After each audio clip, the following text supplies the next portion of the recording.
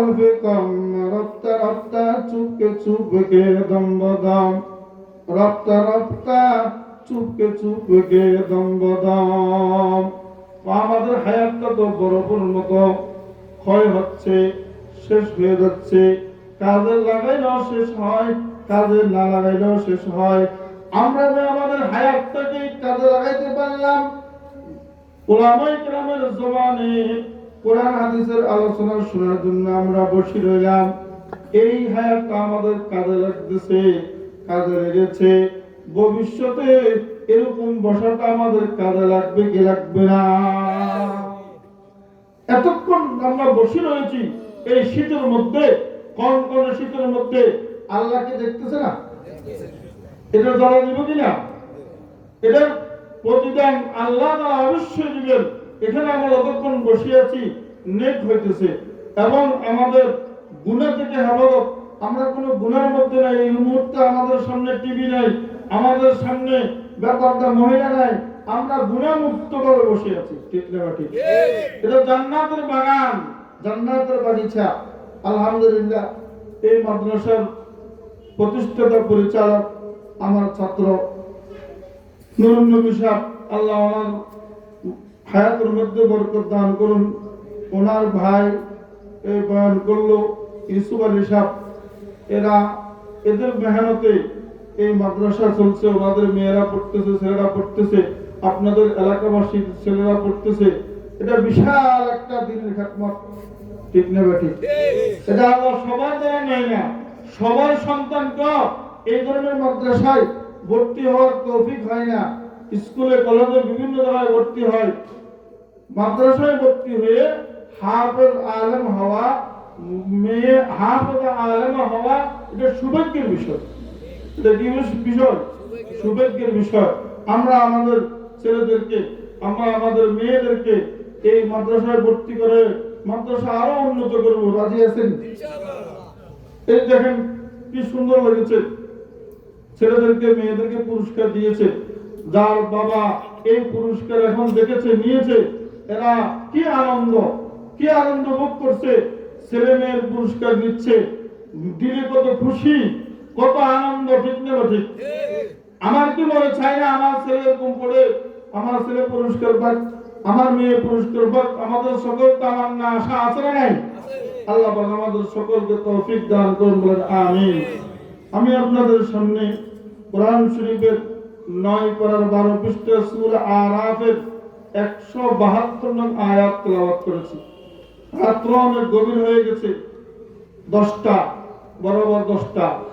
অনেক সময় আমরা আলোচনা শুনেছেন, অনেক কষ্ট করে বসে আছেন ঠান্ডার মধ্যে। বেশি দেরি হবে না, অল্প কিছু আলোচনা করে ইনশাআল্লাহ শেষ করব। আল্লাহ পাক আমাদের সকলকে মুনার পর্যন্ত বসে থাকার তৌফিক দান করুন, আমিন। আমি আপনাদের সামনে যে আয়াত তেলাওয়াত করেছি, আল্লাহ রাব্বুল আলামিন বলেন, ওয়া ইয আখাযা রাব্বুকা মিন বানি আদামা মিন যুহুরিহিম যুররিয়াতাহুম ওয়া আশহাদাহুম আলা আনফুসিহিম।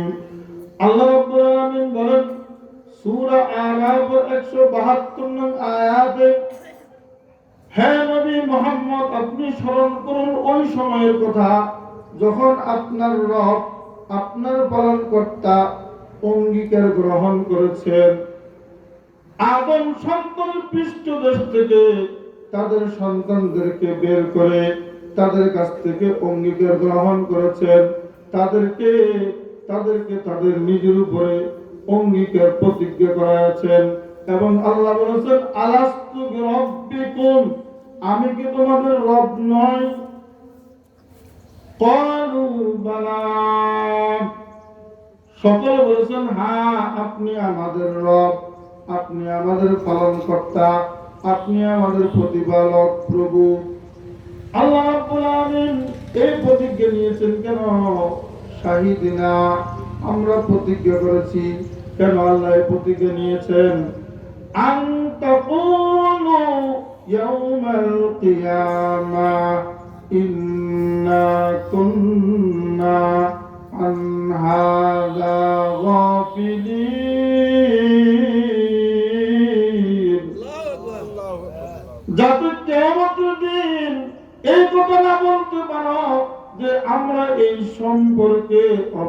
ছিলাম না, এই সম্পর্কে আমাদের জানা ছিল না, এই কথা যেন না বলতে পারো। আল্লাহ প্রতিজ্ঞা নিয়েছেন, অঙ্গীকার গ্রহণ করেছেন যে আল্লাহ আমাদের রব, এটা আমরা সবাই স্বীকার করেছি। এটা আমরা সবাই কি করেছি? স্বীকার করেছি। আল্লাহ আমাদের রব, আমাদের পালনকর্তা, অবস্থানের ব্যবস্থা করেন যিনি, রব হইলেন তিনি। লালন পালনের দায়িত্ব কার? আল্লাহ। এই প্রতিজ্ঞা আমরা সবাই করেছি।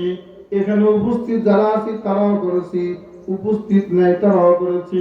কাফের, মুশরিক, মুসলিম, অমুসলিম, নারী, পুরুষ, ছোট বড় সবাই আমরা এই প্রতিজ্ঞা করেছি। সবাই আমরা অঙ্গীকার করেছি। এই অঙ্গীকারের উদ্দেশ্য, এই অঙ্গীকার যে আল্লাহ নিয়েছেন আমাদেরকে দুনিয়াতে পাঠানোর আগে, এই অঙ্গীকারটা আমাদেরকে দুনিয়াতে পাঠানোর আগে আল্লাহ নিয়েছেন। এই অঙ্গীকারের উদ্দেশ্য কি? এই অঙ্গীকারের উদ্দেশ্য হলো আল্লাহ তাআলার অস্তিত্ব এবং আল্লাহ তাআলার রুবুবিয়তের মধ্যে সমস্ত মানব জাতিকে বিশ্বাসী হওয়া। সমস্ত মানব জাতি আল্লাহ পাকের অস্তিত্বে বিশ্বাসী হবে, সমস্ত মানব জাতি আল্লাহ পাকের রুবুবিয়তে বিশ্বাসী হবে। এই অস্তিত্ব ইসলামের মূল ফাউন্ডেশন। এই ফাউন্ডেশন উপরে গোটা ইসলাম নির্মিত। গোটা ইসলামকে নির্মাণ করা হয়েছে এই অঙ্গীকার, এই অস্তিত্বের ফাউন্ডেশনের উপর। আল্লাহ একজন আছেন, এটা যদি আমরা বিশ্বাস না করি ইসলাম ধর্ম পাওয়ার কোনো লাভ নাই। আল্লাহ আছে এটা বিশ্বাস করতে হবে। এটা হলো একটা বড় ফাউন্ডেশন। এই ফাউন্ডেশনের উপরে, এই বিশ্বাসের উপরে পুরো ইসলামটা দাঁড়িয়ে আছে, পুরো ইসলামটা নির্মাণ করা হয়েছে। আল্লাহ আছে নাই? আল্লাহ একজন না একাধিক? একজন। ওই যে বাউল শিল্পী বলছে আল্লাহ যদি দুইজন হইতো পাল্লা ভালো হইতো। নাউজুবিল্লাহ। যখন বক্তরা সামনে থাকে অনেক সময় কথা কি বলে নিজেও বলতে পারে না, ঠিক না? ঠিক। বক্তব্য খুশি করার জন্য এমন কথা বলে যেটা আল্লাহর বিরুদ্ধে হয়ে যায়। সেটাকে আল্লাহ আর আল্লাহর বান্দাকে একসাথে গান করাইছে, আবার খানা খাওয়াইছে। বলেন না নাউজুবিল্লাহ।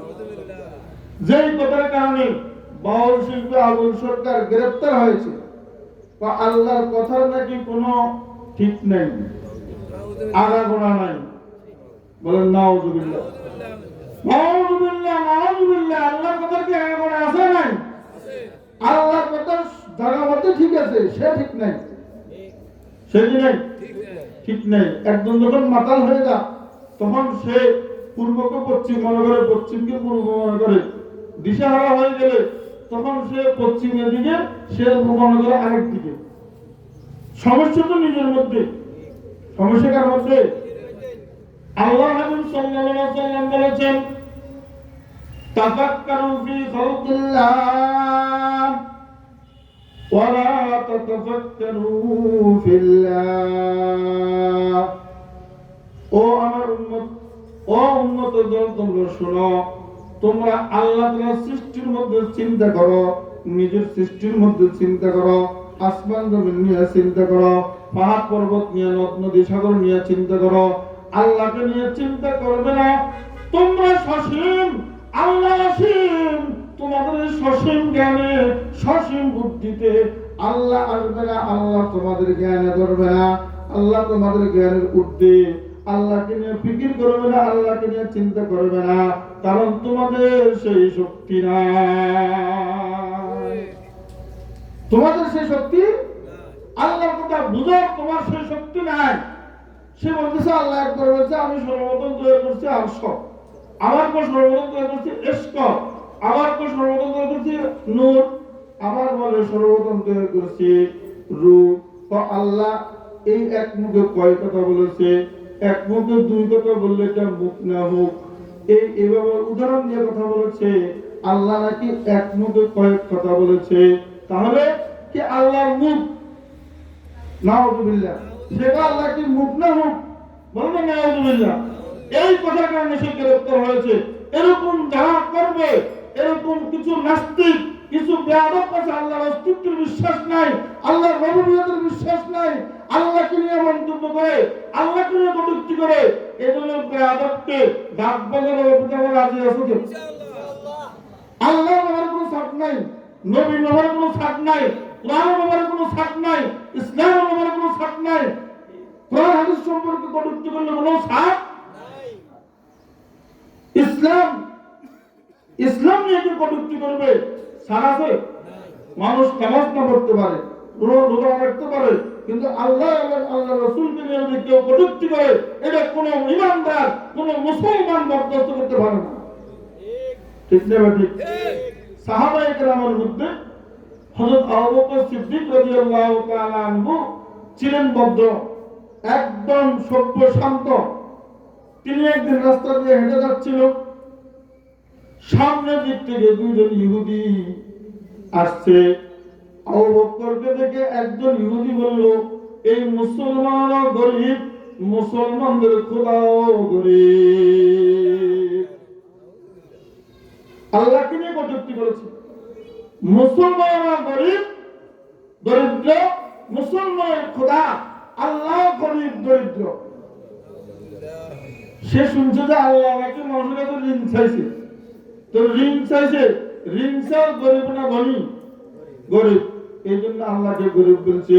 হযরত আবু বকর রাদিয়াল্লাহু তাআলা আনহু আর মেজাজ কন্ট্রোল করতে পারে নাই, নিজেকে কন্ট্রোল করতে পারে নাই, এমন এক ছট মেরেছে পুরো গায়ের শক্তি দিয়ে, এই ইহুদির নিচে পড়ে গড়াগড়ি দিয়ে একবারে টেনে গিয়ে পড়ছে। আরেকটা ইহুদি দৌড়ে ভয়ে পালিয়ে চলে গেছে। এই আবু বকর দাঁড়িয়ে আছে, ইহুদি যখন উঠবে তাকে আরেকটা থাপ্পড় দিবে। ইহুদিও বুঝেছিল আমি উঠবো না, আরেকটা থাপ্পড়ও খাবো না। আবু বকর কতক্ষণ দাঁড়িয়ে থাকলো, শো অবস্থায় এটা মার দেওয়া, শো অবস্থায় কাউকে মার দেওয়া তো বাহাদুরের কাজ নয়। শোয়া দিলে তো সবাই করতে পারে, শোয়া দিলে সবাই করতে পারে। এই জন্য আমার মতো আবু বকর এটা আমার মানুষ সহায় না, আমার মতো আবু বকরের শান এটা হয় না যে সে উঠলে আরেকটা দেব, সে উঠতেছে না। আবু বকর চলে গেছেন। আবু বকর রাদিয়াল্লাহু তাআলা আনহু চলে যাওয়ার পর ইহুদি উঠলেন, উঠে সোজা নবীজির দরবারে চলে গেলেন। নবীজির দরবারে গিয়া নবীজির সামনে দাঁড়াইলেন, একবারে ফ্যাক লাগানো, এমন অবস্থায় একবারে বিভ্রান্তি অবস্থায়, পেরেশান অবস্থায়। আল্লাহ নবী তাকে দেখে বলে, ও ইহুদি, তোমার এই অবস্থা কেন?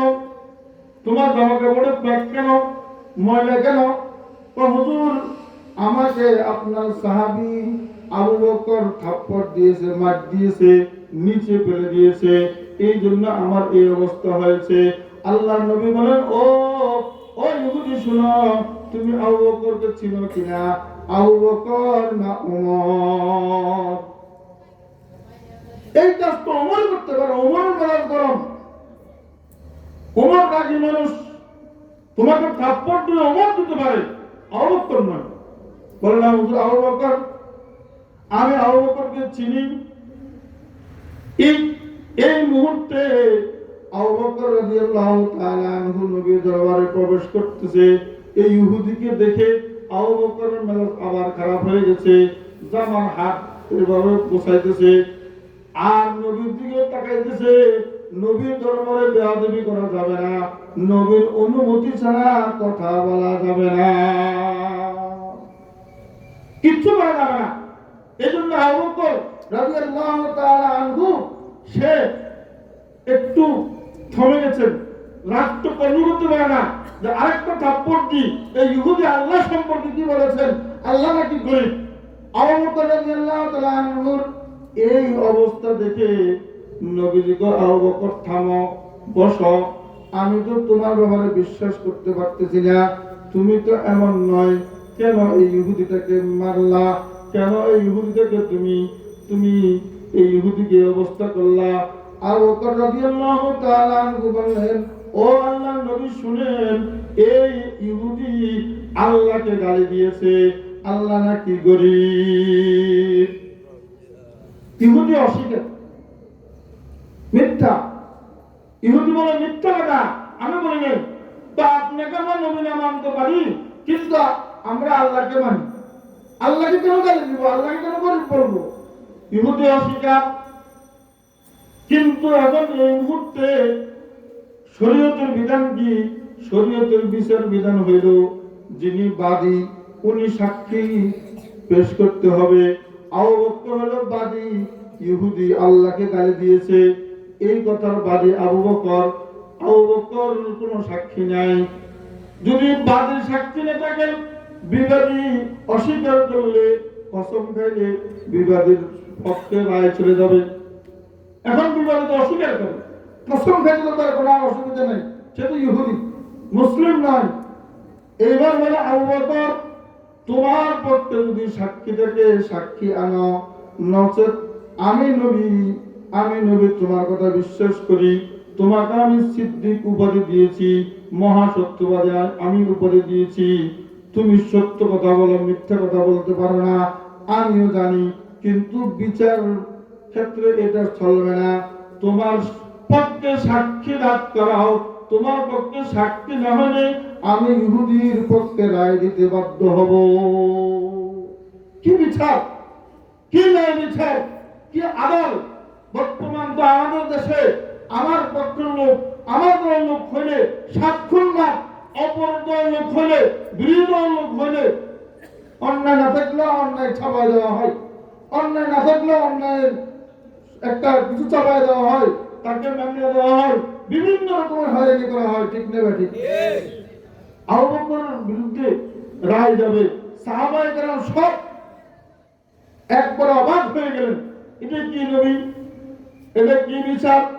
আপনার দরবার, আপনার খাস লোক, আপনার আপন বন্ধু, আপনার কাছের লোক, কিন্তু এই দরবারে আবু বকরের বিরুদ্ধে রায় হবে, ইহুদির পক্ষে রায় হবে। আল্লাহর নবী বলেন, আমার কোনো উপায় নাই। আবু বকর যদি সাক্ষী পেশ না করতে পারে, আবু বকর বলল, হুজুর, অন্য একটা ইহুদি ছাড়া আর কেউ ছিল না, ওই ইহুদি তো আমার পক্ষে সাক্ষী দিবে না, আমার পক্ষে তো কোনো সাক্ষী নাই। আল্লাহ নবী বলেন, সাক্ষী ছাড়া আমি বিচার করতে পারবো না, রায় তো ইহুদির পক্ষে যাবে। নবীর মুখ দিয়ে রায় বের হবে, রায় বের হবে এমত অবস্থায় আল্লাহ রাব্বুল আলামিন জিবরিলকে ডাক দিয়েছেন, ও জিবরিল শুনো, আমার নবী আবু বকরের বিরুদ্ধে রায় দিচ্ছে সাক্ষীর অভাবে, ইহুদির পক্ষে রায় দিচ্ছে সাক্ষীর অভাবে। ও ও আমার জিবরিল, তাড়াতাড়ি আমার পক্ষ থেকে আয়াত নিয়ে নবীর কাছে পৌঁছে দাও। জিবরাইল 600 পাকা একসাথে টান মারলেন, পুরো শক্তি দিয়ে 600 পাকা দিয়ে টান মেরে আল্লাহ নবীর মুখ দিয়ে আবু বকরের বিরুদ্ধে রায় বের হওয়ার আগে আগে নবীর দরবারে পৌঁছে গেলেন। নবী করিম সাল্লাল্লাহু আলাইহি ওয়াসাল্লাম জিবরাইলের হেলিকপ্টার আওয়াজ শুনে থমে গেলেন, রায় বন্ধ করে দিলেন। কিন্তু জিবরাইল আগমন হইল কেন, জিবরাইল কেন আসলো? জিবরাইল বললেন, ইয়া রাসূলুল্লাহ, ইয়া হাবিবাল্লাহ, আবু বকরের পক্ষে দুনিয়াতে কোনো সাক্ষী নাই, আপনি বিচার করতে পারেন না, আল্লাহ আমাকে পাঠাইছেন আবু বকরের পক্ষে সাক্ষী স্বয়ং আল্লাহ। স্বয়ং আল্লাহ আমাকে 4 পৃষ্ঠা সূরা আল ইমরান 181 নং আয়াত নিয়ে পাঠাইছেন, আল্লাহ সাক্ষী, আপনি বিচার করেন। قد سمع الله قول الذين قالوا إن الله فقير ونحن أغنياء। আল্লাহ কা আমি সাক্ষী, ও নবী, আমি শুনেছি, লাকাদ সামিআল্লাহ, অবশ্যই অবশ্যই আল্লাহ শুনেছেন। এই ইহুদি কি বলেছেন? ইহুদি বলেছে, ক্বালু, এই ইহুদিরা বলেছে, নিশ্চয় আল্লাহ গরিব, আমরা ধনী। লাকাদ সামিআল্লাহু কাওলাল্লাযীনা ক্বালু ইন্নাল্লাহা ফাকীর, নিশ্চয় আল্লাহ ফকির, আল্লাহ দরিদ্র, গরিব। ওয়া নাহনু আগনিয়া, আমরা ইহুদি ধনী, আমরা আমাদের ধন সম্পদ আছে, এই কথা ইহুদি বলেছে, আল্লাহ আমি সাক্ষী, আপনি রায় প্রদান করুন। আবু বকরের পক্ষে সাক্ষী জগতে কেউ নেই, সাক্ষী হলেন কে? আল্লাহ। কোরআন শরীফের আয়াত নাযিল হয়ে গেছে। ইহুদিকে আল্লাহ নবী জিজ্ঞাসা করে, ও ইহুদি, এই আয়াত নাযিল হয়ে কি বলতেছে, তুমি মিথ্যা কথা বললা কেন? ইহুদি চুপচাপ, আমি তো আর জানি না যে এই মুহূর্তে আয়াত নাযিল হবে। ইহুদি তো আমি ভুল করেছি। আল্লাহু আকবার। তাহলে আল্লাহর বিরুদ্ধে কেউ কটূক্তি করলে আবু বকরের মতো ভদ্রলোক সহ্য করতে পারে নাই, আবু বকরের মতো এত শান্ত লোক সহ্য করতে পারে নাই। আমরা কোনদিন কোন ব্যক্তি যদি আল্লাহর বিরুদ্ধে এবং রাসূলের বিরুদ্ধে কটূক্তি করে, কোরআন নিয়ে কটূক্তি করে, ইসলাম নিয়ে কটূক্তি করে, আমরা কি চুপ থাকবো? চুপ থাকবো? আল্লাহু আকবার। আল্লাহ পাক আমাদের সকলকে বুঝার তৌফিক দান করুন। তাহলে এই অঙ্গীকারের মূল, এই অঙ্গীকারের উদ্দেশ্য হলো সমস্ত মানুষ যেন আল্লাহর অস্তিত্বে, আল্লাহর রূবুবিয়তে বিশ্বাসী হয়। কার রূবুবিয়তে বিশ্বাসী হবে? আল্লাহর অস্তিত্ব আছে না নাই? আছে। আল্লাহ কয়জন? একজন। আল্লাহু আকবার। আল্লাহ একজন। আল্লাহর অস্তিত্ব আছে না নাই? আছে। আল্লাহর অস্তিত্ব আছে বিদায় আমরা এখানে এসেছি। এই আসমান আছে, জমিন আছে, পাহাড় পর্বত যা দেখছি, এগুলো সবগুলো আল্লাহ পাকের অস্তিত্বের প্রমাণ। এগুলো সব আল্লাহ পাকের অস্তিত্বের প্রমাণ। এক আরবি অশিক্ষিত, কোরআন হাদিস তেমন জানে না, অন্য কোনো শিক্ষাই নাই, একজন তাকে জিজ্ঞাসা করলো, হে আরবি, আল্লাহ যে একজন আছেন এটার প্রমাণ কি? ওই অশিক্ষিত আরবি লোক বলতেছে, আল বারাতু তাদুল্লু আলাল বাঈদ। উটের পায়খানা পড়ে আছে, এটা বুঝাইতেছে এখানে কোনো উট আসছে। এই যে উটের পায়খানা এখানে পড়ে আছে, এটা কি বোঝায়? এখানে উট আসছিল। ও আতারুল আকদামি তাদুল্লু আলাল মাসির। ফায়ের দাগ, মাটির মধ্যে ফায়ের দাগ পড়ে আছে, ফায়ের দাগ দেখা যায়, তাহলে বুঝা গেল এখানে কোনো লোক গেছে। না, ফায়ের দাগ আসলো কিভাবে? বুঝা যায়? ফায়ের দাগ যখন এখানে মাটিতে দেখলাম, বুঝা গেছে কি এখান থেকে কোনো লোক আসছে, হেঁটে গেছে। আরবি বলতেছেন, যদি পায়ের দাগ কোন লোককে আসার উপরে বুঝায়, এই উটের পায়খানা উট আসার উপরে বুঝায়, এই আসমান, এই জমিন, এই পাহাড় পর্বত, এগুলো বুঝায় আল্লাহ একজন আছে। হার গিয়া এক আরজমি রুয়াত ওয়াহদাহু লা শারীকা লাহু। তো যত ঘাস জমিন থেকে উঠে, এই জমিন থেকে ঘাস উঠে, এটা সাক্ষী দেয় এই একজন আল্লাহ আছে। আল্লাহ একজন আছে, তার কোনো শরীক নাই, যে এক একক, যার সমতুল্য কেউ নেই, একজন আল্লাহ আছে। এটার প্রমাণ সমস্ত গাছ, সমস্ত মাখলুক, সবকিছু আল্লাহ পাকের অস্তিত্বের প্রমাণ। কারণ আল্লাহ পাকের অস্তিত্ব হলো আসল। আল্লাহ পাকের অস্তিত্ব হলো কি? আসল। আমাদের যত কিছুর অস্তিত্ব আমরা আছি, আমাদের অস্তিত্ব, জিনের অস্তিত্ব, আকাশের অস্তিত্ব, জমির অস্তিত্ব, এগুলো সব হলো নকল, এগুলো হলো ছায়া। মূল অস্তিত্ব হলো কার? আল্লাহ। উপরে পাখি উড়ে যায়, পাখি তো উপরে, জমিনে ছায়া পড়েছে, এই ছায়া আসল না পাখি আসল? উপরে উড়ে যায়, এই পাখি হলো আসল। ছায়া করতে গেলে পারবেন? হ্যাঁ। আরবের রহমাতুল্লাহ আলাইহি, এই জগতের মধ্যে এমন বেকুব আছে, ছায়ার পিছনে তীর মারে পাখি শিকার করার জন্য। ছায়ার পিছনে তীর মারলে পাখি শিকার হবে নি। মুরগে বরবালা পরানো ছায়াবাস, মুরগে বরবালা পরানো ছায়াবাস, मीरावाद पर खाके बर्रा मुर्गावास। अबला है सही याद आसाया शवाद, मीरावाद चंदा के भेमाया शवाद।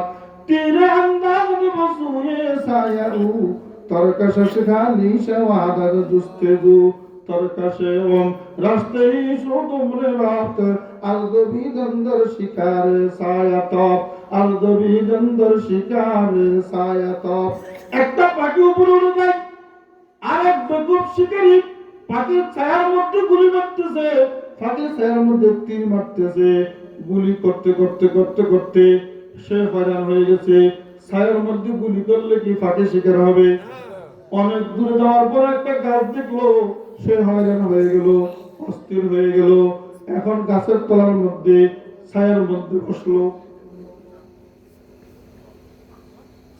ছায়ার মধ্যে বসে গাছের পাতা তো উপরে গাছের পাতা কি উপরে ছায়া নিচে ওই পাখিটা এতক্ষণ উঠতেছে এখন গাছের ডালে বসছে ফাঁকির ছায়াটা নিচে গাছের পাতা যেরকম উপরে ছায়া নিচে ফাঁকিটা উপরে ফাঁকির ছায়া নিচে এতক্ষণ পর্যন্ত তার হুঁশ হয়েছে পাহাড়ে আমি তো পাতার ছায়ার নিচে বসছি পাতা তো উপরে ফাঁকিও তো দেখা যায় এটা তো আসলে পাখি নয় মনে হয় পাখির ছায়া উপরের দিকে তাকাইলো দেখলো পাখিটা ঢালের মধ্যে বসে আছে এখন তার হুঁশ হয়েছে তো আমি তো এতক্ষণ যা করলাম ফাঁকির ছায়ার মধ্যে তীর নিক্ষেপ করলাম ফাঁকির ছায়ার মধ্যে আমি বন্দুকের কাঠি খরচ করলাম চেকর দাম মান চেকর দাম ওমরে আজি জেরা বরবাদ কর দাম আমি কি করলাম আমার এই সময়টা আমি নষ্ট করলাম এতক্ষণ পর্যন্ত আমার তীর বন্দুকের কাঠি নষ্ট করলাম আমি ছায়ার মধ্যে আমি তীর মারতে মারতে মারতে হয়রান হয়ে গেছি বন্দুকের কাঠি মারতে মারতে হয়রান হয়ে গেছি আসল পাখির তো খবর নাই আসল পাখি উপরে উড়ে নিচে ছায়া পড়েছে এই ছায়ার মধ্যে আমি তীর মারলাম আমি কি করলাম আমি বেকুব হয়ে গেলাম এখন উপরের দিকে তাকাইয়া পাখির দিকে একটা তীর মারবে এখন আর কোনো তীর বাকি নেই এখন আর কি নেই তীর বাকি নেই আফসোস এতক্ষণ পর্যন্ত আমি যত তীর খরচ করেছি একটা তীর দিয়ে রাখতে পারতাম এই আসল পাখির দিকে মারলে হয়তো শিকার হতো ও বন্ধু এই দুনিয়া হলো ছায়া আখিরাত হলো আসল বলেন এই দুনিয়া কি ছায়া আখিরাত হলো আসল আসলকে ধরবেন আসল পাখিকে ধরলে ছায়া এমনি ধরা পড়ে যাবে আখিরাতকে ধরেন দুনিয়া ছায়া এমনি ধরা পড়ে যাবে দুনিয়া হলো ছায়া আখিরাত হলো আসল আমাদের সারাদিনের বডি হলো বন্দুকের নল আমাদের হায়াত 60 বছর 70 বছর 80 বছর হায়াত এটা হলো বন্দুকের কাঠি এই কাঠিটাকে দুনিয়ার মধ্যে খরচ না করে আখিরাতের জন্য খরচ করেন আখিরাতের আমলের মধ্যে মানেন তাহলে আপনার দুনিয়া পায়ের তলে চলে যাবে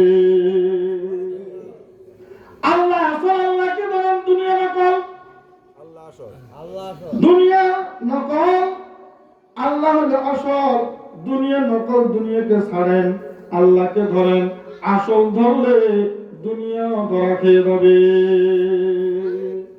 যে ছায়া বুদে বরতর ভাইয়ে উ জমিন ও আসমানের ছায়ে উ আসমান জমিন সব আল্লাহ ছায়া জমিন আল্লাহ ছায়া আসমান আল্লাহ ছায়া ও ভাই এই যে রাত্রে বেলা চন্দ্র উদয় হয় রাত্রে বেলা কি উদয় হয় চন্দ্র উদয় হলে যেখানে পানি আছে পানি খালে বিলে সাগরে নদীতে পুকুরে পুষ্কুনিতে যেখানে পানি আছে পানির মধ্যে একটা একটা চাঁদ দেখা যায় কিনা হ্যাঁ উপরে আকাশের চাঁদ উদয় হয়েছে পানির ভিতরে কি দেখা যায় চাঁদ দেখা যায় এই চাঁদ যতক্ষণ আকাশের ছাদ থাকবে ততক্ষণ পানির ভিতরে চাঁদ দেখা যাবে যখন আকাশের চাঁদ ডুবে যাবে আকাশের ছাদ থাকবে না পানির ভিতরে ছাদও থাকবে না আল্লাহু আকবার আল্লাহ আসল অস্তিত্ব বসে আছেন এই জন্য আমার অস্তিত্ব আছে আপনাদের অস্তিত্ব আছে আসমানের অস্তিত্ব আছে জমিনের অস্তিত্ব আছে আল্লাহ তাআলা হলেন আসল আল্লাহর অস্তিত্ব আছে বিধায় এই ৮০,০০০ মাখলুকাতের অস্তিত্ব রয়েছে আমার অস্তিত্ব আপনাদের অস্তিত্ব এই জমির অস্তিত্ব এই আকাশের অস্তিত্ব পাহাড় পর্বতের অস্তিত্ব এগুলা বোঝায় যে আল্লাহ একজন আছে আল্লাহর অস্তিত্ব আছে বিদায় এই সকল বস্তুর অস্তিত্ব আছে প্রমাণ। আল্লাহ পাকের অস্তিত্ব আছে না নাই? ওই জাতের সাথে সম্পর্ক করতে হবে কি করতে হবে না? ও বন্ধু, আমরা দুনিয়ার মধ্যে অনেককে বন্ধু ভাবি, অনেককে আপন ভাবি। আল্লাহু আকবার। আমার মা, আমার বাবা, আমার ভাই বোন, যত আমার আপনজন থাকুক না কেন, এরা সবসময় আমাকে চোখে চোখে রাখতে পারে না। হ্যাঁ, মায়ের আড়াল হয় না, ছেলে বাবার আড়াল হয়, চোখের আড়াল হয়, ভাইয়ের চোখের আড়াল হয়। আল্লাহু আকবার। এরকম আমার বন্ধু আড়াল হয়। আল্লাহ রাব্বুল আলামিন বলেন, ও দুনিয়ার মানুষ, কিসের পিছনে দৌড়ো, কার প্রেমে ঘুরো, কার লগে সম্পর্ক করো? আমি আল্লাহকে বাদ দিয়া আমার প্রেমে পড়ো। আমার নাম জিন্দা, সব কিছু মুক্তা, একদিন না একদিন মারা যাবে। এদের সম্পর্ক বেশি দিন থাকবে না। তুমি যার সাথে প্রেমের সম্পর্ক করবা, এটা অস্থায়ী সম্পর্ক। সে মরে গেলে ওই সম্পর্ক শেষ। আমি আল্লাহ এমন জিন্দা, জিন্দা ছিলাম, আছি, থাকবো। আমার লগে সম্পর্ক করো। তোমার এই প্রেমের সম্পর্ক, এই মহব্বতের সম্পর্ক আজীবন থাকবে। কখনো তোমার এই সম্পর্ক নষ্ট হবে না। ইশকে বামুরদান বাশবে ফায়দার, ইশকে রাবা হাইয়ুবা কাইয়ুমেদার, ইশকে রাবা হাইয়ুবা কাইয়ুমেদার। আল্লাহর সাথে সম্পর্ক করো, প্রেমের সম্পর্ক, ভালোবাসার সম্পর্ক করো, তাহলে এটা আজীবন থাকবে, আবাদ থাকবে, অনন্তকাল পর্যন্ত থাকবে। আল্লাহু আকবার। আল্লাহর প্রেমের প্রেমিক হও, তাম দুনিয়া তোমাকে সম্মান করবে, সমস্ত দুনিয়া তোমাকে সম্মান করবে। আসিরে ইশকে শাওকান্দি শাইনাস, আসিরে ইশকে শাওকান্দি শাইনাস, হামা সরবে লারাফে শাইনাস। আসিরে ইশকে শাওকাত বাসি, আসিরে ইশকে শাওকাত বাসি, গমাশ বরসিনা নেতা সাদ বাসি। ও বন্ধু, তুমি আল্লাহর প্রেমের প্রেমিক হও, আল্লাহর সাথে সম্পর্ক করো, নেক আমলের মাধ্যমে, কোরআন তেলাওয়াতের মাধ্যমে, নেক আমল করে করে আল্লাহর ওলিদের কাছে যাও, আল্লাহর ওলিদের থেকে সবক নাও। এভাবে সবক নিয়ে তুমি নেক আমল করতে থাকো, কোরআন তেলাওয়াত করতে থাকো, মাদ্রাসার সাথে সম্পর্ক করো, আলেমের সাথে সম্পর্ক করো, নিজের সন্তানদেরকে মাদ্রাসায় পড়াও, কোরআন শিক্ষাও, শিক্ষিত করো। তাহলে তোমার সাথে আল্লাহর সাথে সম্পর্ক হয়ে যাবে, বন্ধুত্ব হয়ে যাবে। আর এই বন্ধুত্ব এমন একটি বন্ধুত্ব, আল্লাহ পাকের প্রেম এমন একটা জিনিস, এমন একটা আগুন, যখন তোমার অন্তর জ্বলে উঠবে, দুনিয়ার সব কিছু তুমি ছেড়ে দিতে বাধ্য হয়ে যাবে। ইশকে আশো রাস্ত কো সুবরপুরু, ইশকে আশো রাস্ত কো সুবরপুরু, हर से जुज़माशू के बाकी जुमला सूख, हर से जुज़माशू के बाकी जुमला सूख। एक शमीसा जब जमानो जाजुदा, आशिकाना निस्ते मतलब जुज़ खुदा, आशिकाना निस्ते मतलब जुज़ खुदा। शादु बाज़ा इश्क खुशसा उदाए माँ, आई तो बीबे जुमला इल्लत आए माँ, आई दवाए नखवत नामूस माँ, आई तो अफला तू न जालियो नूस माँ। আর মরহুম রাহমাতুল্লাহ আলাইহি বলেন, ও নবীর মানুষ, আল্লাহর প্রেমে পড়ো, আল্লাহর প্রেমে পড়ো, শাশ্বত আল্লাহর কাছে কাঁদো, আল্লাহর কাছে চাও, আল্লাহর সাথে সম্পর্ক করো। এটা এমন এক আল্লাহর প্রেম, এমন একটা আগুন, তোমার অন্তর যখন জ্বলে উঠবে, তাম দুনিয়ার সব কিছু জ্বলে পুড়ে ছাই ছাই করে দিবে। একমাত্র আল্লাহ দিয়ে তোমার ধ্যান খেয়াল থাকবে। আল্লাহু আকবার। আল্লাহ পাকের ধ্যান খেয়াল থাকবে। আল্লাহ পাকের প্রেম তোমাকে দুনিয়া থেকে আলাদা করে দিবে। আল্লাহ পাকের প্রেম তোমাকে সকল রোগ থেকে মুক্তি দিবে। আল্লাহ পাকের প্রেম তোমাকে অহংকার থেকে মুক্তি দিবে, তোমাকে দুনিয়ার সকল গুনার কাছ থেকে বিরত রাখবে। আল্লাহর সাথে প্রেমের সম্পর্ক করো, গভীর রাত্রে আল্লাহকে রাখো। আল্লাহ আল্লাহ, দুনিয়ার কোনো অর্থ সম্পদ চাই না। বটিয়ার মুক্তি সৈয়দ রহমতুল্লাহ আলাইহি, মুফতি আজিজুল হক সাহেব শেষ রাত্রে আল্লাহর কাছে দোয়া করতো, মারো দৌলত কি হওয়া সে দিল সে নিকাল, मालो दौलत की हवा से दिल से निकाल, दिल को पुरअनवार कर रहे दुलदलाल, दिल गाए ना तेरी दीदार का, सर झुका कर देख लो तेरा कमाल, सर झुका कर देख लो तेरा कमाल।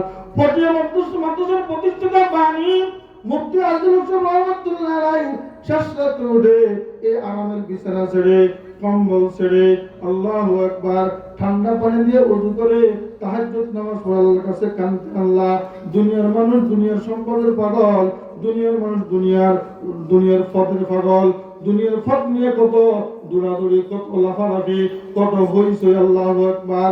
নির্বাচনের সময় কত কিছু হয়, কত কিছু দেখা যায়, কত মিটিং মিছিল হয়।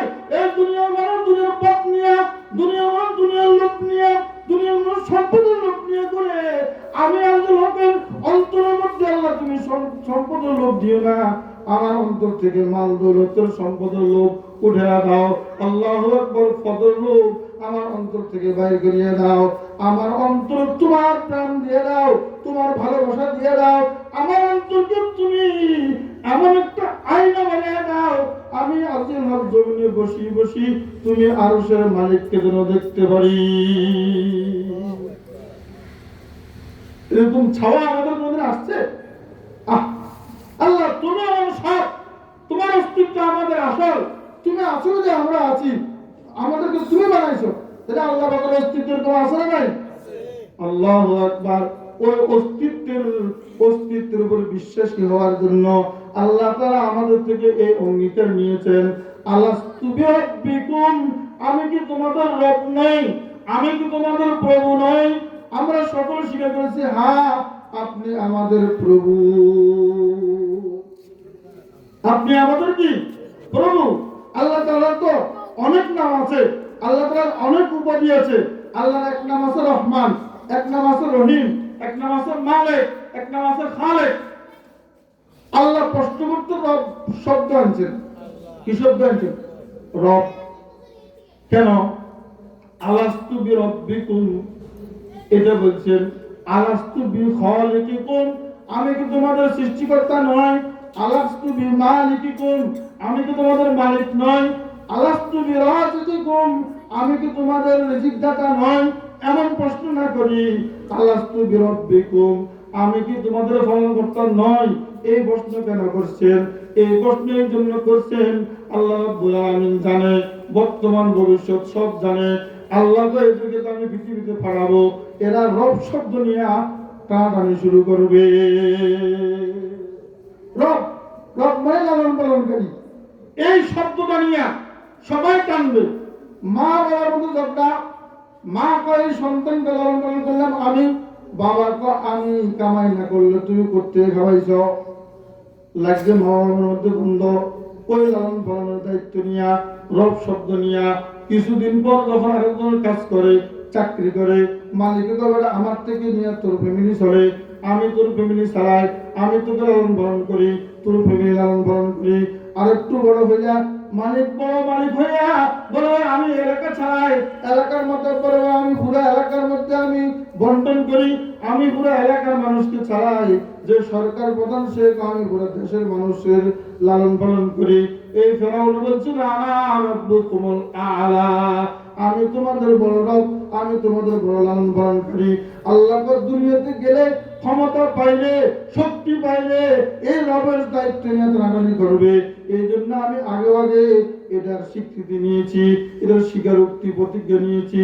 খবরদার খবরদার, দুনিয়ার মধ্যে রব কেউ না, তোমার মালিক রব নয়, তোর সরকারের রব নয়, তোমার বাবা মাও রব নয়, রব হইলাম একমাত্র আমি, রব্বুল আলামিন।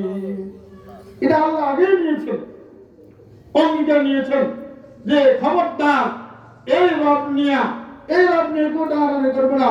লালন পালনের দায়িত্ব কার? আল্লাহ। আমরা মাঝে মধ্যে বলি, এই বছর যদি আমার সন্তানটা বিদেশ না পাইতো, তাহলে আমার কি অবস্থা হইতো? কি অবস্থা হইতো?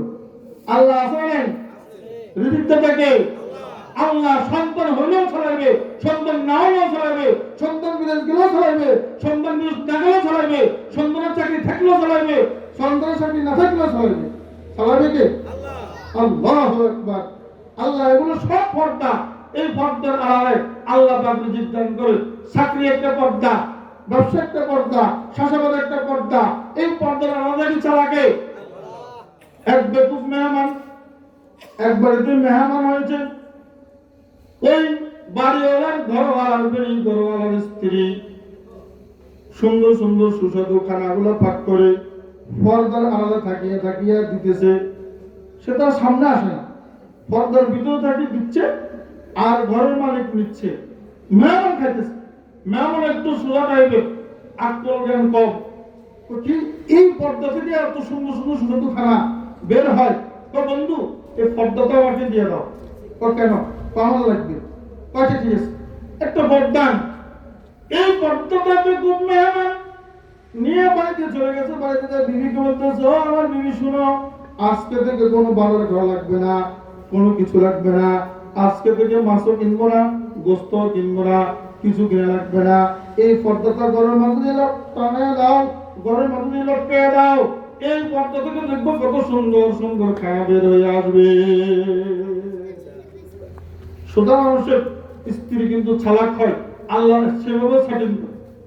যারা চালাক বেশি এদের স্ত্রী আবার চালাক কম হয়, না হলে তো সেটিং মিলবে না, দুইজনে চালাক হলে আল্লাহ ধ্বংস হবে। এই জন্য আল্লাহ রাব্বুল আলামিন সেটিং সেভাবে করছে। আল্লাহু আকবার। এই সুরা মানুষের স্ত্রী অনেক চালাক, তো আমি বুঝেছি আপনি অমুক বাড়িতে গেছেন, এই পর্দার আড়াল থেকে আপনি দেখছেন খানা আসলে পর্দার থেকে বের হয় নাই, ওই পর্দার আড়ালে থাকিয়া তার বিবি দিয়েছে, তার স্ত্রী দিয়েছে, আপনি ভুল বুঝেছেন, পর্দা থেকে কোনো খানা বের হয় না, খানা দেওয়ার একজন পর্দার আড়ালে আছে। ব্যবসা আমাদের পর্দা, এই পর্দার আড়াল থেকে আল্লাহ আমাকে দিকে বিজ্ঞান করে, বিদাত যাওয়ার একটা পর্দা, এই পর্দার আড়াল থেকে আল্লাহ আমাদেরকে বিজ্ঞান করে। আল্লাহু আকবার। এই সব কিছু পর্দা, আমার চাকরি পর্দা, আমার চাষাবাদ এটা একটা পর্দা, নারিকেল গাছের মাধ্যমে আল্লাহ নারিকেল দান করে, নারিকেল গাছ একটা পর্দা, নারিকেল গাছের গোটা কেটে ফেলেন, একটা নারিকেলের ভিতরে পাওয়া যাবে একটা গাভীর কত দুধ বের হয়, এই গাভী একটা পর্দা, আল্লাহ পর্দার আড়ালে থাকিয়া দুধ দেয়, গাভীটাকে জবাই করেন, ভিতরে এক ফোঁটা দুধও পাবেন না। আম গাছ থেকে আম দেয় কে? আল্লাহ। আম গাছের ভিতরে কাটলে আম পাওয়া যাবে? আল্লাহু আকবার। আল্লাহ রাব্বুল আলামিন বলেন, সব কিছু লালনকারী আমি আল্লাহু আকবার। দুনিয়ার কোনো মালিক নয়, দুনিয়ার কোনো সরকার নয়, খবরদার এই ইকিম করো, এই বিশ্বাস স্থাপন করো, একমাত্র আল্লাহ লালন পালন করে। আল্লাহ রাসূল বলেছেন, লাউ তাওয়াক্কালতুম আলাল্লাহি হাক্কা তাওয়াক্কুলি, যদি তোমরা আল্লাহর উপরে পুরোপুরিভাবে যথাযথ আল্লাহর উপর ভরসা করতে পারো, আল্লাহ পাখিকে যেভাবে রিজিক দান করে, সকালবেলা পাখি খালি পেটে বের হয়ে যায়, বিকেলবেলা ভরে ভরে বসাতে ফিরে আসে, আল্লাহ এরকম পাখিকে চাকরি ছাড়া, ব্যবসা ছাড়া, চাষাবাদ ছাড়া, বিদেশি ইনকাম ছাড়া পাখিকে যেভাবে আল্লাহ রিজিক দান করে, ও বন্ধু আল্লাহ রাসূল বলেন তোমাদেরকে আল্লাহ এরকম রিজিক দান করবে। করবে কে? আল্লাহু আকবার। এজন্য আল্লাহকে আমি আগে ওয়াদা দিয়েছি, আলাস্তু বিরাব্বিকুম, তোমরা সকলে বলছো ক্বালু বালা, হ্যাঁ আপনি আমাদের রব, তাহলে এত কিছু করে কেন? আল্লাহ তো তোমাদের ফিকিরে আছে, আল্লাহ তোমাদের চিন্তায় আছে, আল্লাহ তোমাদের রিজিকের চিন্তায় আছে, তোমরা শুধু মাওলার ডিউটি পালন করবে। গোলামের কাজ হলো গোলামি করা। আপনি একটা লোক কাজের জন্য নিয়েছেন, তার ডিউটি হলো সে কাজ করবে, কি খাইবে, কি রান্না করবে, এটা তো চিন্তা করার দরকার আছে। আপনি তো মালিক, আপনি কাজের জন্য লোক নিয়েছেন, এই লোক তার ডিউটি হলো কাজ করা, সকালবেলা নাস্তার ব্যবস্থা করবেন আপনি, দুপুরের খানা ব্যবস্থা করবেন আপনি, বিকেলের খানা ব্যবস্থা করবেন আপনি। আল্লাহু আকবার। চাকরের কাম হলো কাজ করা, চাকরের ডিউটি পালন করা, মালিকে তার খানা পৌঁছাবে, যদি মালিকে তার বেতন পৌঁছাবে, যদি না পৌঁছায় তাহলে বোঝা গেল চাকরের কাজের মধ্যে সমস্যা, আপনার মালিক খারাপ। আর নয় কি আমাদের মালিককে আল্লাহ, আল্লাহ আমাদেরকে যদি পৌঁছাবে, যদি না পৌঁছে বোঝা গেল আমাদের আমল খারাপ, আমাদের কাজ হচ্ছে না, আমাদের কাজের মধ্যে সমস্যা, আমাদের ডিউটির মধ্যে সমস্যা, আমাদের আমলের মধ্যে সমস্যা। আমাদের আমল ঠিক করতে হবে, আমাদের আকীদা ঠিক করতে হবে, ঈমান ঠিক করতে হবে। আমরা পাঁচ ওয়াক্ত নামাজি, কোরআন তেলাওয়াত করি, সকালবেলা আগে কোরআন তেলাওয়াত দেয় তো, কিন্তু এখন গায়ে আওয়াজ বের হয়, গায়ে আওয়াজ বের হয়, সারারাত্রে মোবাইল ছাড়া, সকালবেলা নামাজও পড়ে না, তেলাওয়াতও করে না। আল্লাহু আকবার। আছে না নাই? আল্লাহু আকবার। আমাদের দিনের মধ্যে সমস্যা, কাজের মধ্যে সমস্যা, আমাদের কাজ, আমাদের গুনাহ কাজ করতে করতে আমরা শেষ, আমাদের গুনার কোনো শেষ নাই। আল্লাহ পাক আমাদেরকে কিভাবে দিবে? এই জন্য তো আল্লাহ মাঝে মধ্যে নাড়া দিয়ে দেয়, দেখি ভূমিকম্প। এই আমি আছি, আমি আল্লাহ ইচ্ছা করলে এক সেকেন্ডে তোমাদেরকে শেষ করতে পারি সারা পৃথিবী। আল্লাহ পারে কি পারে না? এক মুহূর্তে আল্লাহ এক সেকেন্ডে শেষ করতে পারে। একটু ভূমিকম্প আমাদের বাহা করি, বিল্ডিং এমন করি, ভেঙে পড়ে যাবে, সারা জগতের মানুষ ধ্বংস হয়ে যাবে। আল্লাহ তো মায়া করে বানাইছে, আল্লাহ দয়া করে বানাইছে। আল্লাহ একটু নাড়া দিয়ে করে ঠিক হও, সাবধান, আমল ঠিক করো। আল্লাহু আকবার। আমি খোদা তোমাদেরকে দয়া করে বানাইছি। হজ্জাহান মোহাম্মত আফেরি, হজ্জাহান মোহাম্মত আফেরি, আল মোহাম্মত জুমলা আলম সুদফিদির, আল মোহাম্মত জুমলা আলম সুদফিদির। ও বন্ধু, আল্লাহ রাব্বুল আলামিন মহব্বত করে মায়া করে দুনিয়া সৃষ্টি করেছে, আমাদেরকে সৃষ্টি করেছেন মারার জন্য নয়, রাখার জন্য সবকিছু ব্যবস্থা করেছেন। কিন্তু আমাদের আমল খারাপ বিদায় মাঝে মধ্যে আল্লাহ আমাদেরকে সতর্কতা দেয়। আল্লাহ সতর্কতা দেয়, ওই সতর্ক হও, না হলে সামনে আরো মহাবিপদ। সতর্ক হও, গুনাহ থেকে ফিরে আসো, নেক কাজে লাগো, আমার ইবাদতে লাগো, তাহলে তোমরা শান্তি দেখবা, দেখবে যে আমি কি শান্তিতে তোমাদেরকে রাখি। আল্লাহু আকবার। এই জন্য আল্লাহ রাব্বুল আলামিন আমাদেরকে সতর্ক করতেছেন। আল্লাহ গো, দুনিয়ার মানুষ, তোমরা এমন এমন জগতে বসবাস করো, আমি আল্লাহ তোমাদেরকে সব সময় চোখে চোখে রাখি। আল্লাহর চোখ থেকে, আল্লাহর দৃষ্টি থেকে এক সেকেন্ড আড়াল হয়ে গেলে গাড়ি চাকা নিচে পড়ে যাবে, গর্তের মধ্যে পড়ে যাবে, সাপ বিচ্ছু আঘাত করবে। আল্লাহু আকবার। আল্লাহ রাব্বুল আলামিন বলেন, নিস্তিয়া গায়ে লুৎফে খুদা, হামজু আশিক হর গমা বিনম তোরা, হামজু আশিক হর গমা বিনম তোরা। ও জগতের মানুষ, কার প্রেমে ঘুরো, কার আশায় ঘুরো?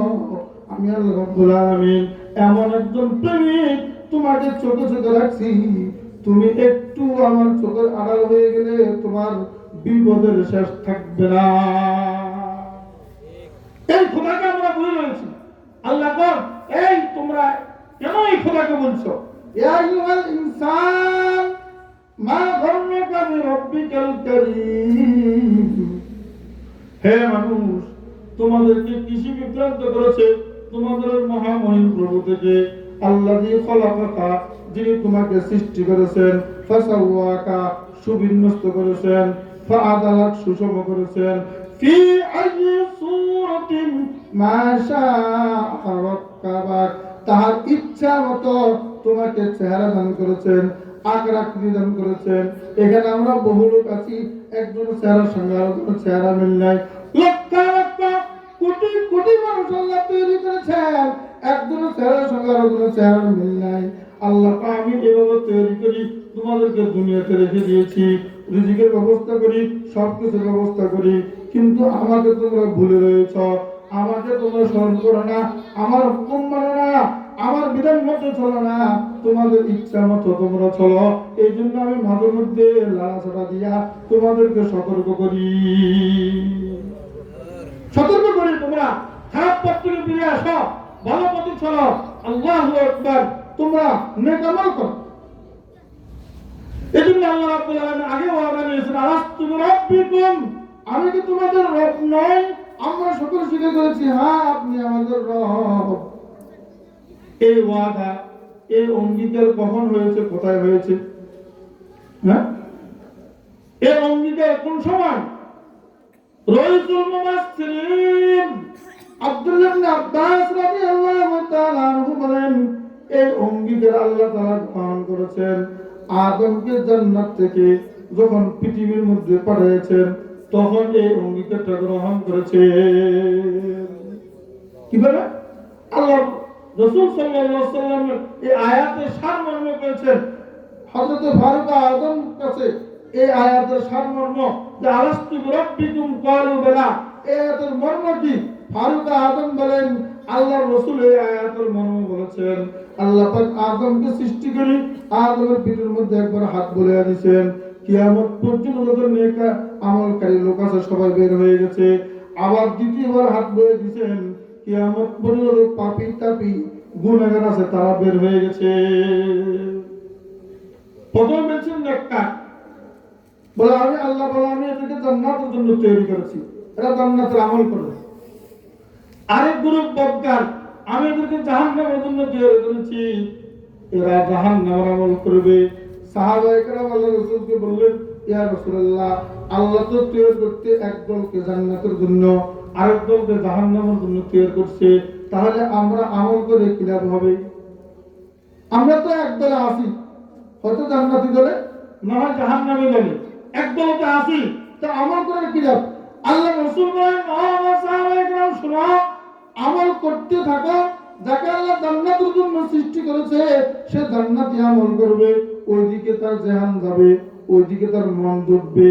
আর যাকে জাহান্নামের জন্য সৃষ্টি করেছে সে জাহান্নামের আমল করবে, ওইদিকে যাবে, সেদিক থেকে শতবার দিলেও কেউ পেতে পারবে না। তাহলে নেক আমল করার তৌফিক হলে বুঝতে হবে আমি জান্নাতি। গুনাহ করার যখন গুনাহ করা হয় তখন বুঝতে হবে আমি গুনাহগার, আমি পাপী, মনে হয় আমার স্থান জাহান্নামে, না হয় আমার দ্বারা গুনাহের কাজ হয় কেন? আমার দ্বারা যেহেতু গুনাহের কাজ হচ্ছে, তাহলে আমি জান্নাতি নয়, আমি জাহান্নামী। এভাবে যে দল জান্নাতের জন্য তৈরি করছে এদের রং সাদা, যারা জাহান্নামের জন্য তৈরি করা হয়েছে তাদের রং কালো, তাদের রং ছিল কালো। এবং যারা জান্নাতি তাদের কপালের মধ্যে একটা সুন্দর আলো ছিল, দীপ্তি ঝলমল করে। আল্লাহু আকবার। তাহলে এই অঙ্গীকার যখন গ্রহণ করেছেন, আদম আলাইহিস সালামের পৃষ্ঠদেশ থেকে সমস্ত মানুষদেরকে বের করেছেন, আদম আলাইহিস সালামকে জান্নাত থেকে দুনিয়াতে পাঠানোর পরে জায়গাটা কোথায়? রাইসুল মুফাসসিরিন আব্দুল্লাহ ইবনে আব্বাস বলেন এটা ওয়াদিয়ে নুমান আরাফার ময়দান। তাফসীরের মধ্যে আছে আরাফার ময়দান। তো আরাফার ময়দানের মধ্যে এত মানুষের জায়গা, আদম আলাইহিস সালাম থেকে কিয়ামত পর্যন্ত সমস্ত মানুষ, এত মানুষের জায়গা হয়েছে? তাফসীরের মধ্যে লেখা হ্যাঁ হয়েছে। আমাদের মতো তো সারাদিনের বডি দিয়া এত বড় করে সৃষ্টি করে নাই, পিঁপড়ার মতো ছোট ছোট ছোট ছোট করে অস্তিত্ব দিয়েছেন, পিঁপড়ার মতো ছোট ছোট করে অস্তিত্ব দিয়েছেন। পুরো আরাফাতের ময়দানে জায়গা হয়েছে, পুরো আরাফাতের ময়দানে জায়গা হয়েছে।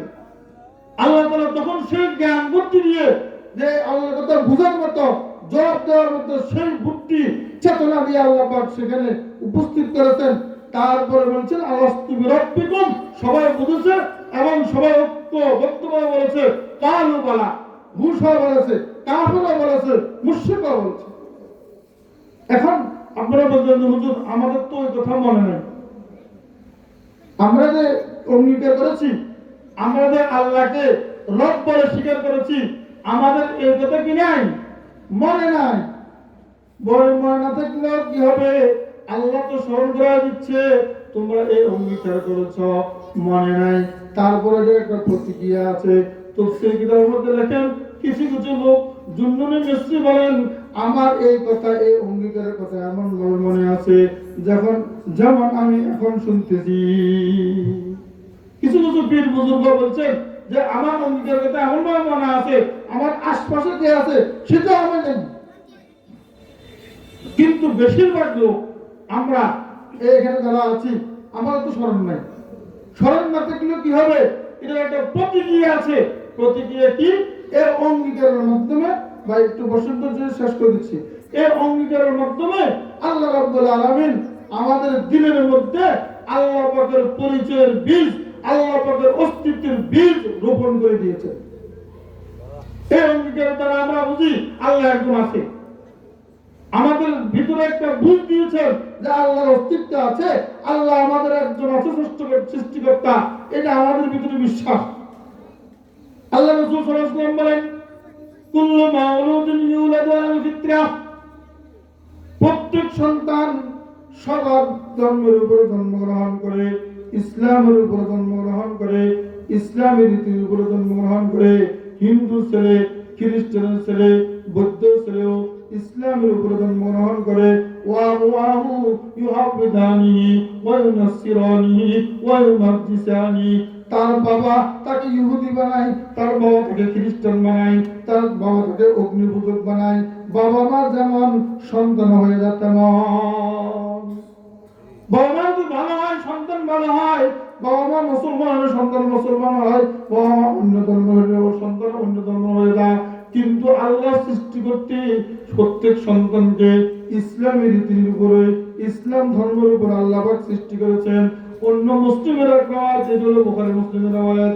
মুসলিমের আরেকটা রাওয়ায়াতের মধ্যে আছে, আল্লাহ পাক বলেন, আমার বান্দাদেরকে আমি হানিফ রূপে, অর্থাৎ আমার অস্তিত্বের উপরে, আমার এক, আমি আল্লাহ এক, এটা বিশ্বাস করার উপরে আমি বান্দাদেরকে সৃষ্টি করেছি।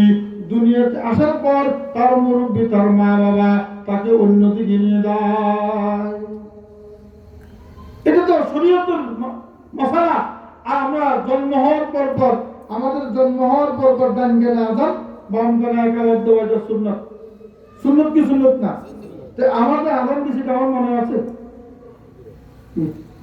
আপনার ছোটবেলায় আপনাকে আযান দিয়েছে, কে আযান দিল, কখন আযান দিয়েছে? আমার তো মনে নাই। মনে না থাকলেও কি হবে?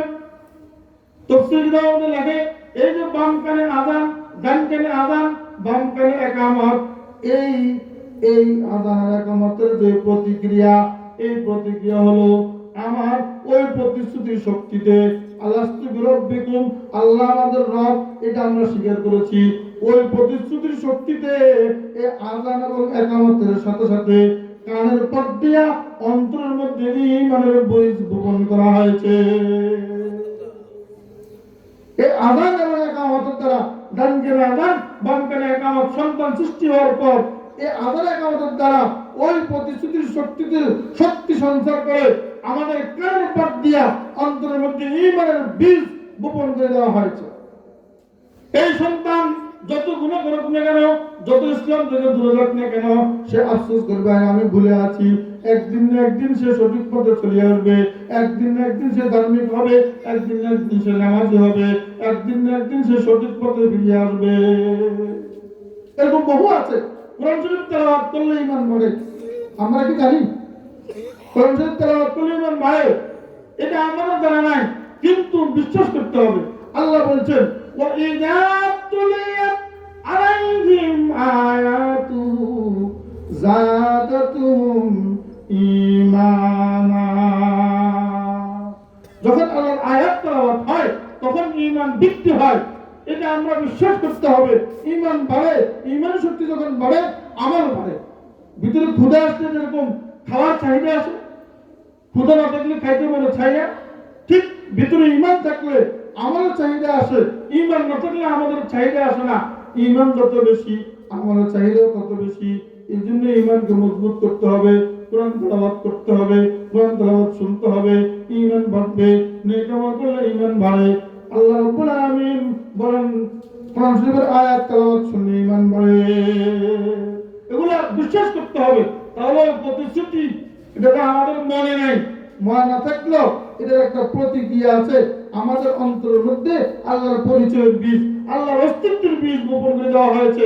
এরপরে আল্লাহ রাব্বুল আলামিন দেখেন আমাদেরকে মনে করে দেয়, রব্বানা লাকাল হামদ, আলহামদুলিল্লাহি রাব্বিল আলামিন, সুবহান রাব্বিয়াল আলা, সুবহান রাব্বিয়াল আযীম, রব্বিরহামহুমা কামা রাব্বায়ানি সগীরা, রব্বানা ফাগফির লানা যুনুবানা ওয়া কাফির আন্না সাইয়্যাতিনা ওয়া তাওয়াফফানা মা'আল আবরার। সব জায়গায় রব শব্দ আছে না নাই? আল্লাহকে যত বেশি রাখবেন, আল্লাহ তত বেশি আপনাকে সম্মান দিবে। আল্লাহকে যত বেশি নত হয়ে রাখবেন, তত আল্লাহ আপনার সম্মান বাড়ায় দিবে। মান তাওয়াদা লিল্লাহি রাফাহুল্লাহ, যে আল্লাহর সামনে নত হবে, ছোট হবে, আল্লাহ তাকে সম্মান বাড়ায় দিবে, সারা জগতের মধ্যে বিখ্যাত বানায় দিবে। আল্লাহু আকবার। যে যত বেশি নত, আল্লামা শেখ আল্লামা আহমদ শফী সাহেব, আমার উস্তাদ, আমার শায়েখ, আল্লাহ ওনাকে সারা বিশ্বের মধ্যে ওনাকে সম্মানিত করেছেন। তার একটা কারণ, ওনার মধ্যে এত নম্রতা, এত তাওয়াজু, এরকম কোন আলেমের মধ্যে আমি দেখি না। এত ছাত্রদের সঙ্গে পর্যন্ত একবারে নরম সুরে কথা বলে, এই তাওয়াজুর কারণে আল্লাহ সারা বিশ্বে তার নাম ছড়িয়ে দিচ্ছে। আমরা যত বেশি তাওয়াজু করবো, নম্রতা ভদ্রতা দেখাবো, আল্লাহ আমাদেরকে সম্মানিত করবে। দেখেন আলহামদুলিল্লাহ রাব্বিল আলামিন, দাঁড়ায় যখন আমরা আলহামদুলিল্লাহ রাব্বিল আলামিন, রব শব্দ একবার, রুকুত গেলে বলি সুবহান রাব্বিয়াল আযীম তিনবার, সিজদা দুই সিজদার মধ্যে তিনবার করি 6 বার, দাঁড়ানো অবস্থায় একবার, রুকু অবস্থায় দুইবার, তিনবার, সিজদা অবস্থায় 6 বার। যত নিচে তত দাম বেশি, যত নিচে তত সংখ্যা বেশি। আল্লাহ আমাকে যত নত হইয়া রাখবা, আমার সামনে যত নত হইয়া তুমি ইবাদত করবা, নামাজ পড়বা একবারে নম্রভাবে, আমি তোমার নামাজকে দামি বানাইয়া দিব, তোমাকে দামি বানাইয়া দিব, সারা পৃথিবীতে তোমার সুনাম ছড়াইয়া দিব। দামি হতে আল্লাহকে রাখতে হবে। এজন্য আল্লাহ রব শব্দটা বারবার স্মরণ করা দিচ্ছে। যখন ছেলের পরীক্ষা আসছে, আমার ছেলেকে বলে এখন খেলাধুলার সময়, এখন সামনে তো পরীক্ষা না, এরকম বলে কিনা? এখন খেলার সময় না, এখন পড়ো, প্রাইভেট পড়া। ছেলেকে তো তাকিদ দেয়, উস্তাদ বলে সামনে পরীক্ষা, এখন পড়তে হবে, এখন আর খেলা করা যাবে না, অবহেলা করা যাবে না, অলসতা করা যাবে না, সময় নষ্ট করা যাবে না।